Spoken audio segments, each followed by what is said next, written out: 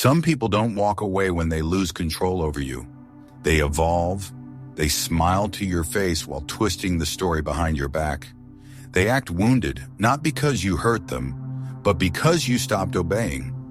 When manipulation fails, they don't stop. They escalate. And the new tactic?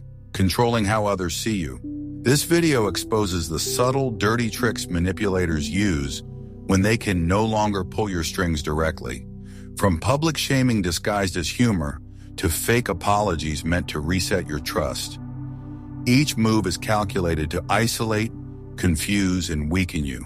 But there is a way to stay unshaken. That's where Stoic philosophy becomes your weapon, Marcus Aurelius wrote.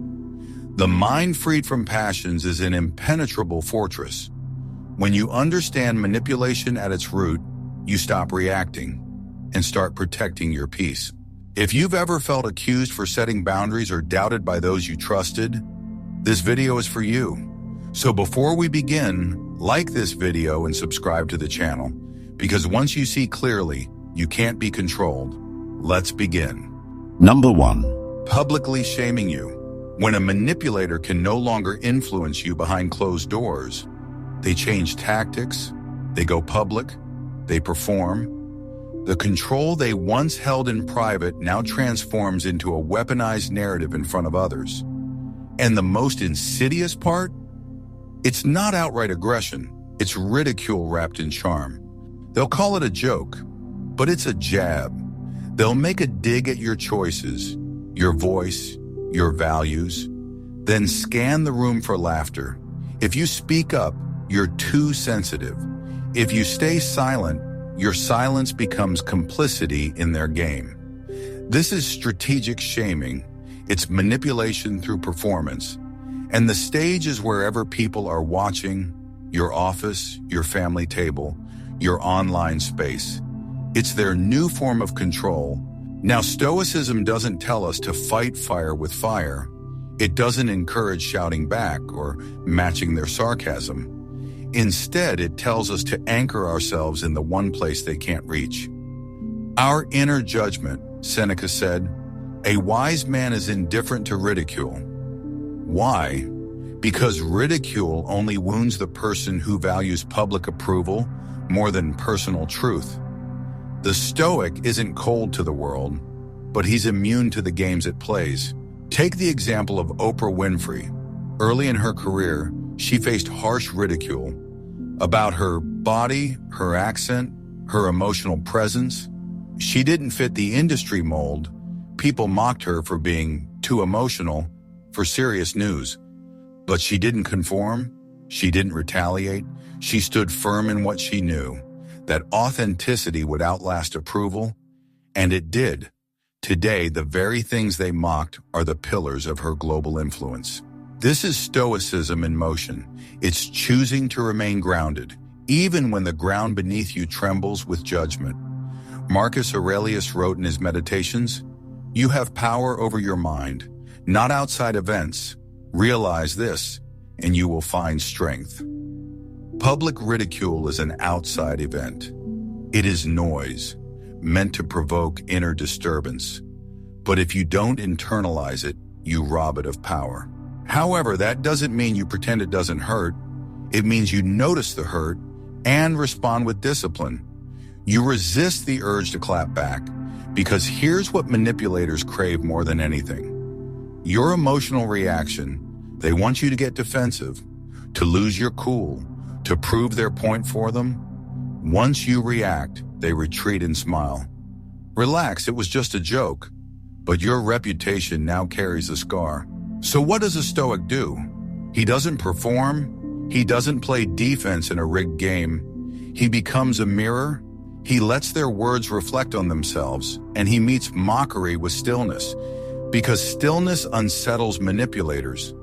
It reminds them that their tricks don't work here. It forces them to sit in their own discomfort. You might feel tempted to explain yourself, don't.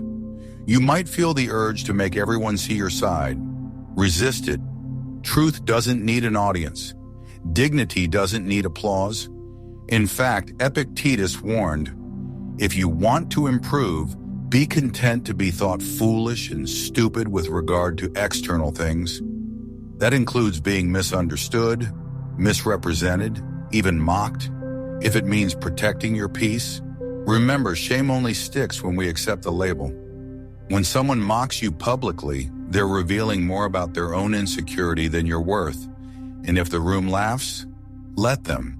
It's not your job to educate an audience trained to cheer for cruelty. It's your job to walk with dignity, even when dignity is unpopular.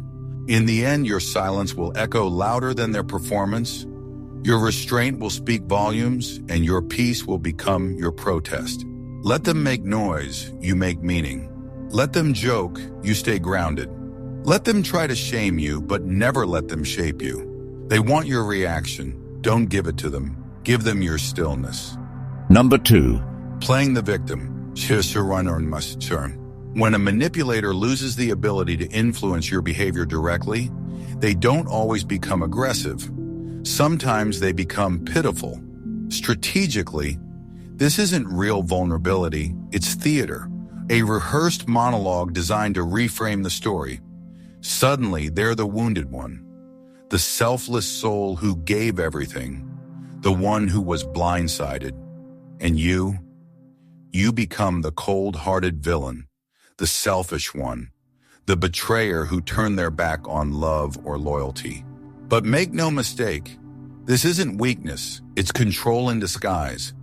It's emotional manipulation wearing a mask of sorrow, and it's more dangerous than open hostility because it turns your best traits, empathy, compassion, responsibility, into tools against you. You see, manipulators understand something most good people overlook. Guilt is easier to weaponize than fear, especially in those who care deeply. So they stop trying to dominate you directly, and instead they invert the emotional script. Suddenly, your strength is framed as cruelty, your boundaries are labeled as abandonment, and your silence is twisted into emotional abuse. Stoic philosophy prepares us to see through illusions. Epictetus once wrote, "It's not what happens to you, but how you react to it that matters."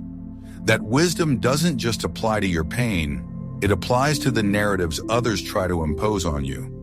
Just because someone appears hurt doesn't mean you're the one who caused it. Just because they're crying doesn't mean they're innocent. A Stoic watches not just the emotion, but the pattern beneath it, the timing, the motive, the manipulation. We've seen this dynamic play out in public life. Johnny Depp's long and painful legal battles offer a clear example. For years, others controlled the narrative, painting him in a damaging light. But he didn't explode. He didn't try to scream over the noise. He remained composed. He provided evidence. And slowly, public perception began to shift. Not because he fought harder, but because he stayed rooted in facts while others contradicted themselves. That's Stoic clarity in motion.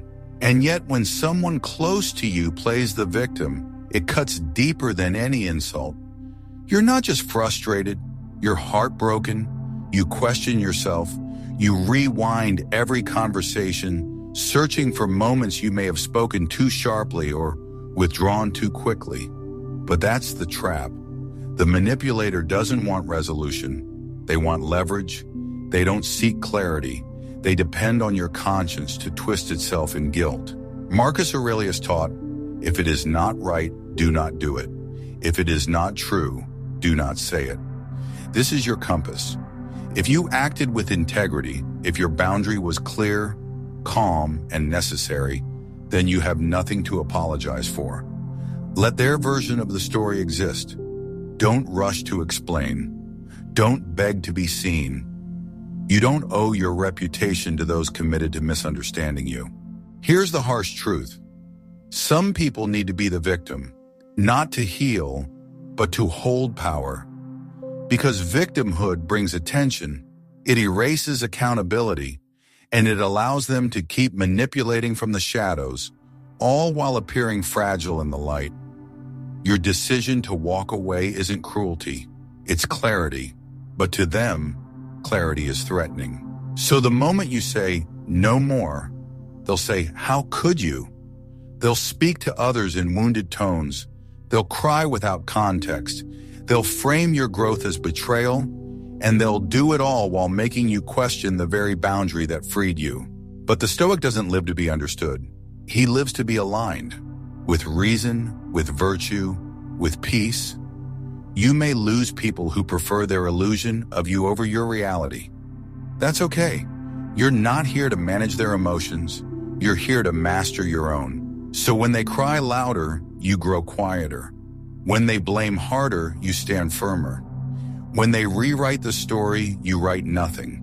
Because truth doesn't chase applause, it just remains. They want your guilt. Don't give it to them. Give them your clarity. Number 3. Spreading subtle lies. When direct control fails, and when playing the victim no longer works, manipulators don't disappear. They get quiet, calculated, and dangerously indirect. This is when they resort to the softest, most corrosive tactic of all, planting subtle lies. They won't accuse you openly. That would be too obvious and too risky. Instead, they start with vague suggestions, casual comments laced with suspicion. They don't say you're dishonest. They just say, I don't know, something felt off. They won't claim you're toxic. They'll sigh and say, I just hope they're okay. They've been acting different. And just like that, the seed of doubt is planted in someone else's mind. This tactic is strategic because you can't pin it down. There's no single quote to call out, no accusation to defend. It's all implication, shadows, emotional suggestion. And as those whispers spread, people begin to look at you differently, not because they have evidence, but because they've been nudged into uncertainty. The Stoic response to this is not paranoia, it's precision, Marcus Aurelius warned. The best revenge is to be unlike him who performed the injury. That's the discipline. You don't lower yourself to their game. You don't start whispering back. You don't obsess over what they're saying behind closed doors. You focus on making your character undeniable in the open, and that's not easy. Because when lies swirl in the air, the instinct is to defend, to send messages clarifying your side, to explain your intentions, to chase down every rumor and stomp it out before it grows. But Stoicism trains the opposite muscle, the ability to hold your position without explanation, without panic, without show. You must understand, subtle lies are not about truth. They're about erosion. They don't aim to destroy you all at once. They aim to make others unsure, to weaken the strength of your name drip by drip. And if you react to every rumor, you become part of the very story they're crafting. Your reaction becomes the evidence they need. Steve Jobs faced this constantly. In Apple's early years, critics and insiders painted him as unstable, egotistical, impossible to work with. They didn't just question his ideas, they questioned his sanity. And yet, Jobs didn't launch a press tour to save face. He didn't write long essays defending his motives. He kept building. He doubled down on his vision. And as the results unfolded, the whispers fell apart. What was once seen as arrogance was recognized as conviction. What was called madness became innovation.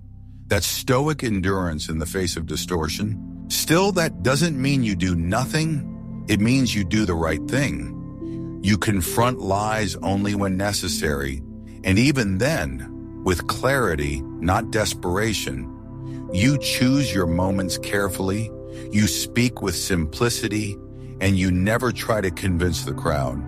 Because approval gained through defense is fragile, but respect built on consistency, that becomes legacy. Subtle lies only work when you chase them. The more frantic your energy, the more unstable you seem. The more you try to fix everyone's perception, the more control you surrender. But when you stay composed, when you continue living, building, showing up with presence, others begin to notice the gap between the narrative and reality. They begin to ask themselves if the lies were true Why does this person feel so steady, so focused, so unmoved? Eventually, the manipulator's tactic collapses under its own weight. Because lies require momentum, they demand emotional fuel, and when you give them none, they suffocate. So let them whisper, let them suggest, let them do their work in the shadows. You stay in the light. You live with clarity. You speak when it's time, and not a moment sooner, because your integrity, proven through time, becomes a shield no slander can pierce. They want your panic, don't give it to them. Give them your patience. Number 4. Isolating you from others. Once the manipulator realizes they can't get to you directly, they try something far more dangerous. They go after your connections, not to argue, not to confront, but to quietly, subtly cut you off from the people who give you strength.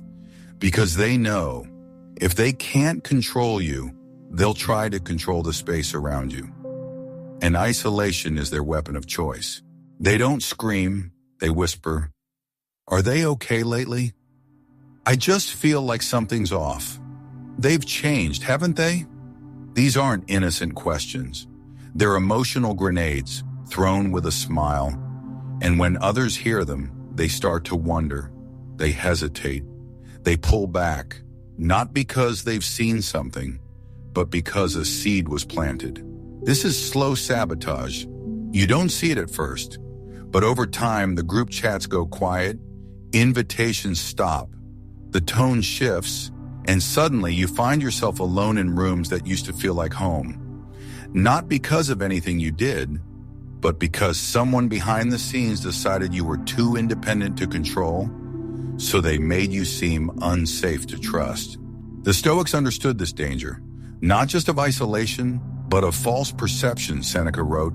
Associate with those who will make a better man of you. But he also warned, be careful of those who pretend to care while secretly pulling you away from yourself. Because sometimes the most manipulative voices are not the loudest critics, but the concerned ones, the ones who say, "I'm just worried," while dismantling your relationships behind closed doors. A modern example of this can be seen in Meghan Markle's journey. As her relationship with Prince Harry deepened, so did the attacks. The press didn't directly call her evil. They questioned her intentions, leaked stories, half-truths, emotional manipulation. Slowly, she was framed as the problem, the divider, the outsider. But instead of pleading for understanding, she and Harry chose clarity. They stepped away, not to escape criticism, but to reclaim their peace. That decision was Stoic. It was the recogniti. But manipulators don't always look like enemies. Sometimes they wear the face of friends, family, people who claim to love you, yet subtly turn others against you when they feel you slipping from their influence. They don't burn bridges, they corrode them, quietly, internally, until the support you once leaned on begins to collapse under doubt. What does the Stoic do in this moment? He turns inward. He rebuilds the one relationship that cannot be taken from him. The relationship with himself, Marcus Aurelius said, "Nowhere can man find a quieter or more untroubled retreat than in his own soul." When others step away, he doesn't chase. When the crowd thins, he doesn't panic, because he knows solitude isn't punishment, it's protection. It's a sacred space for recalibration. And from that stillness, the Stoic rebuilds. Not with noise, not with explanations, but with quiet consistency. He lives in truth. He walks with clarity. And over time, those who matter begin to feel the difference between whispered doubts and lived integrity. The right people return, not because he pulled them back, but because they could finally see clearly. Still, let's be honest, isolation hurts. We're wired for connection, and to feel rejected, doubted, or misunderstood by those we trusted is painful. But there's a deeper pain. Abandoning yourself to win back people who already left you emotionally. The Stoic learns to let go, not in bitterness, but in freedom. So when they try to isolate you, remember, silence is not your enemy, your solitude is not shame, your clarity is not arrogance. Those who are meant to walk with you will feel your presence even when you say nothing. They want your loneliness. Don't give it to them. Give them your self-reliance. Number 5. Weaponizing guilt. Once your boundaries become firm and your silence becomes steady, manipulators shift toward their most emotionally invasive tactic, guilt. But this isn't the healthy kind of guilt that prompts reflection after real harm. This is engineered guilt, planted in you through disappointed expressions, passive comments, and emotionally loaded silence. It doesn't seek justice, it seeks control. They won't say you were wrong. That would give you something clear to challenge. Instead, they say, I just didn't expect this from you, or I thought you were better than this. And they say it with a sigh, a tilted head, or a long pause. These aren't conversations, they're emotional traps. And if you're not grounded, you'll spend your energy not living your truth, but chasing their approval. This is how guilt becomes a leash, not through anger, through sorrow. And the more empathetic you are, the more effective it becomes. Because manipulators understand something most people overlook. Good-hearted people hate disappointing others, so they exploit that. They use guilt to turn your conscience against you until you're apologizing for simply existing in your truth. But Stoicism offers an antidote. It reminds us that guilt should only arise from violating your own values, not from stepping outside someone else's comfort zone. Epictetus said, if someone succeeds in provoking you, realize that your mind is complicit in the provocation. That applies to guilt too. If you feel guilty, it's because part of you still believes their story. That's where the real battle begins. Not with them, but within you. Let's consider Taylor Swift. For years, every move she made was scrutinized. Who she dated, how she responded, when she spoke, and when she chose to step away from the spotlight, the media painted her silence as arrogance, immaturity, or guilt. But instead of explaining herself, she returned with clarity. Through her music, her voice, and her presence, she redefined the story, not to clear her name, but to reclaim her narrative. That is Stoicism in action, not silence out of fear, but silence out of freedom. This tactic of guilt is especially dangerous because it's invisible. There's no attack to defend against, just a tone, a shift, a mood that lingers, and soon you start questioning yourself. Not because of what you did, but because of how they responded. That's how manipulators gain access to your mind, by turning your empathy into a weapon and convincing you that peace requires their approval. But the Stoic knows peace is internal. It doesn't depend on emotional harmony with others. It depends on moral alignment with self. Marcus Aurelius wrote, "Waste no more time arguing what a good man should be one." And a good man, by Stoic definition, is not the one who bends to avoid disappointment. He is the one who stands in truth, even when that truth is misunderstood. Still, guilt is sticky, especially when you've been conditioned to believe that love means access, that loyalty means sacrifice, and that saying no means selfishness. But these are distortions, emotional contracts written by those who benefit from your guilt. The Stoic tears them up and writes new terms. He knows that short-term discomfort is often the price of long-term freedom. So when they sigh instead of speak, when they frown instead of ask, when they twist your self-protection into betrayal, pause, breathe, ask yourself, did I act from integrity or insecurity, from peace or pettiness? If your answer points to virtue, then you owe no apology. Let their disappointment pass like a storm you've learned to walk through. Because your life is not a stage for their reactions, it is a practice ground for your soul. They want your guilt. Don't give it to them. Give them your self-respect. Number 6, destroying your confidence. When a manipulator sees that they can no longer control your choices, your time, or your emotions, they begin targeting something deeper, your confidence. Because if they can't stop your actions, they'll try to make you question them, and they do it not with rage but with subtlety. Quiet erosion, a constant stream of doubt disguised as concern. It sounds like, "Are you sure that's the right move? You've been acting kind of strange lately. You used to be more grounded." They smile when they say it. They may even claim it comes from love, but the effect is the same. Self-doubt, one drop at a time, until your mind no longer feels like a compass, but a courtroom. You become both defendant and judge in your own head. This isn't feedback, it's corrosion, because it doesn't challenge your behavior. It challenges your ability to trust your behavior, and when that trust weakens, your independence begins to collapse. You hesitate, you second guess, you ask for opinions you don't need. That's the goal, to make you small enough to control again. But Stoicism trains a different reflex. The Stoics knew that external voices can only unseat you when your internal voice is silent. Epictetus wrote, "It is not events that disturb people, it is their judgments concerning them." The manipulator's doubts aren't the danger. Your agreement with those doubts is, you don't fall because they question you. You fall because you stop standing in your own reason. This is why the Stoic cultivates what can't be stolen. Internal clarity, not loud confidence, not bravado, but a quiet sense of alignment, a knowing that doesn't scream, but doesn't budge either. Look at Brené Brown. Her work on shame and vulnerability has been both celebrated and ridiculed.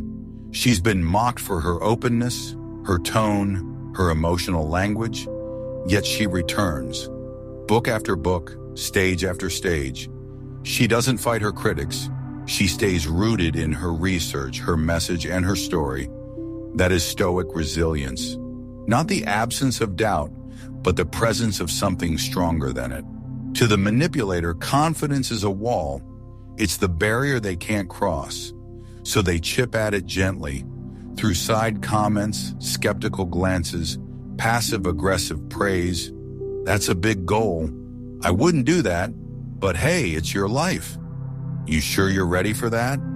These aren't questions, they're wedges. And if you don't notice them early, they start to split you from your center. And because you're human, they sting, especially when they come from someone close, someone you trusted. Their doubt echoes louder. It activates old wounds, childhood criticisms, past betrayals. But that's why Stoicism demands daily reflection, not to stay perfect, but to stay clear. Marcus Aurelius wrote, "The happiness of your life depends upon the quality of your thoughts." So ask yourself, whose thoughts are shaping yours? Are you moving with intention or reacting to someone else's insecurity dressed up as guidance? Still, it hurts. You want support, you want encouragement, and when all you receive is subtle resistance, it makes you question whether your path is valid. But that's the moment to become most grounded, because the voices trying to shrink you are often reacting to their own fear. Fear of your growth, your boldness, your refusal to ask for permission. So the next time someone questions your pace, your dream, your vision, pause, don't react. Observe, ask yourself, are they offering truth or managing their own discomfort? Are they reflecting your limits or projecting theirs? If it's not truth, it doesn't belong in your mind. They want your self-trust. Don't give it to them. Give them your silence. Number 7, offering fake reconciliation.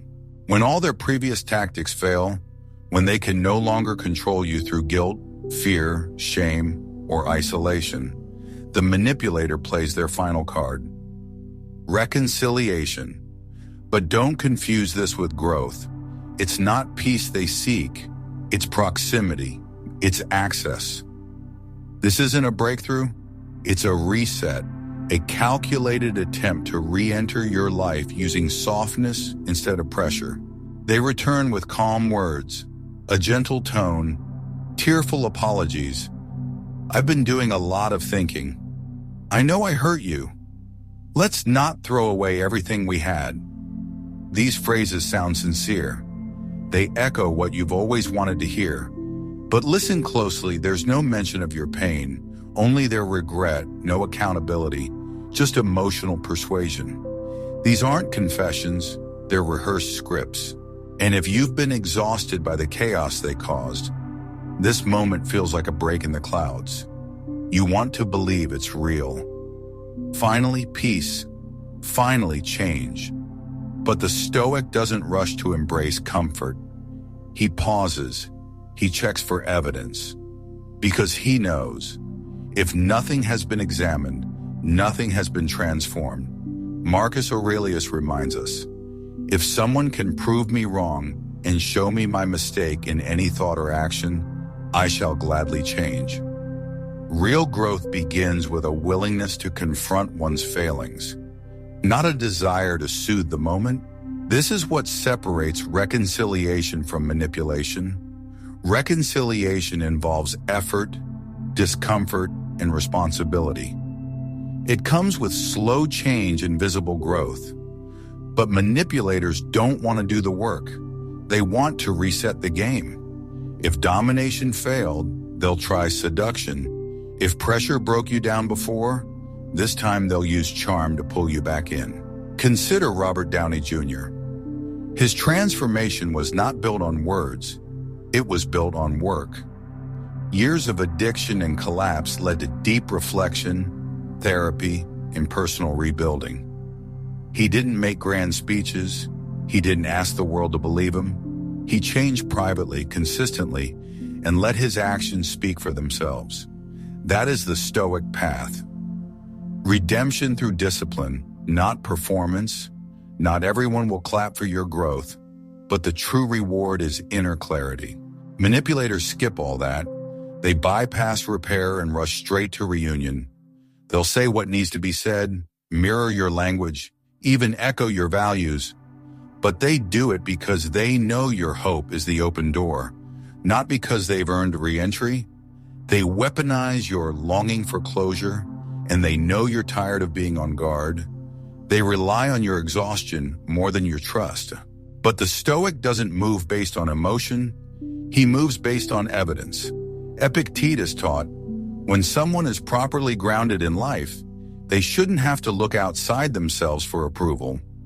So when the apology arrives, the Stoic doesn't ask, does this feel good? He asks, what's changed? He doesn't just listen to the apology. He watches what happens when access is delayed. If the love is real, it steadies itself. If it's manipulation, it erupts. Time always reveals the truth. Here's the hardest part. The apology will sound perfect. The reconciliation will feel like healing. They'll say all the right things, promise all the right changes. But healing is not made of promises, it's made of patterns. People don't change when it's easy. They change when it's costly, when they lose access and still choose to grow anyway. So when they return, more loving than ever, the Stoic doesn't rush. He reflects, he asks, why now? What has truly changed? What pain have they sat with, without needing to explain it away? Because closure isn't always reunion. Sometimes it's the deep, sobering realization that the version of them you loved was a hope, not a reality, a wish, not a person. They want your access, don't give it to them. Give them your distance. You don't defeat manipulation by fighting louder. You defeat it by becoming untouchable, mentally, emotionally, spiritually. When they can't control you, they'll try to confuse you. When confusion fails, they'll return with charm. But the Stoic doesn't fall for volume or flattery or tears. He stands still, he watches, and he chooses clarity over comfort, peace over proximity. If any part of this video resonated with you, if you've seen these tactics play out in your life, know this: you are not overreacting, you are waking up. And the more awake you become, the harder you are to use. So if you're building that inner stillness, if you're learning to protect your energy and reclaim your mind, make sure you subscribe, because this channel isn't here to entertain, it's here to arm you with truth. And the truth is, you were never powerless. You just had to stop explaining yourself to the wrong people.